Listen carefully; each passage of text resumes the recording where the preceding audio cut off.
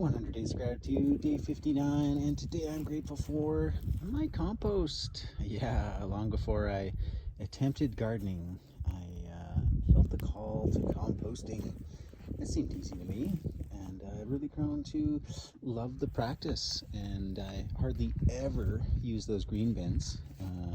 Almost everything that is of kind of organic waste material goes into here, and I've been doing this for years now, and I've had some pretty good success. So it's basically a trial and success method.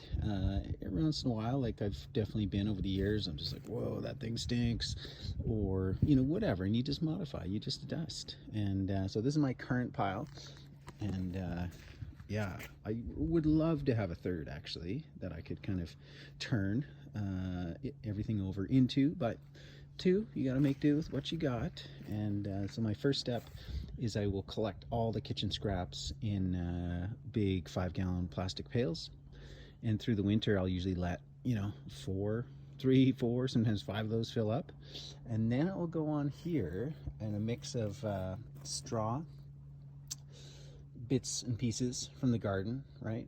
Or foraging or whatever.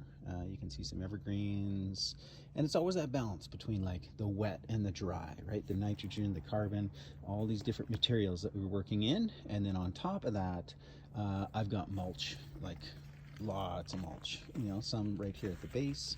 I've got some right there. I've got some on the side of the house, and then I'll even kind of dig into this pile, which is more or less finished. Obviously it's not, it doesn't look like beautiful soil, but it's mostly soil, mostly broken down. So then I'll typically throw that on. I had a whole bunch of activated charcoal and also ash from the fire, so I'll throw that on, and it's a whole mix. And just during the winter, so my goal in the autumn is to kind of get that empty as much as possible down to the ground, and then it just fills up, right? It's just like a mass of buckets and buckets and other materials that I'm gathering, putting it on, layering it, and then in the spring, as it begins to warm up, like this is pretty frozen solid, this stuff right here, but I can kind of chip away at it, and as it warms up, I'll really be able to kind of turn this, and then I'm gonna turn this whole thing, integrating some from here over into that, and then just let that sit all through the summer, just kind of bake, compost down, and then I'll sort to sift through this to kind of get at the good soil. And yeah, I've been successful, had some great soil that I've added back to the garden. So there's a couple things that I love about compost. I love taking care of my own waste in that regard, kitchen scraps, food scraps, garden debris, material, just to not rely on the green collection bin, garbage bin, that kind of thing. Feels good. And the fact that there's some skill here. It's definitely not as much as gardening in that regard, so I feel accomplished as a composter.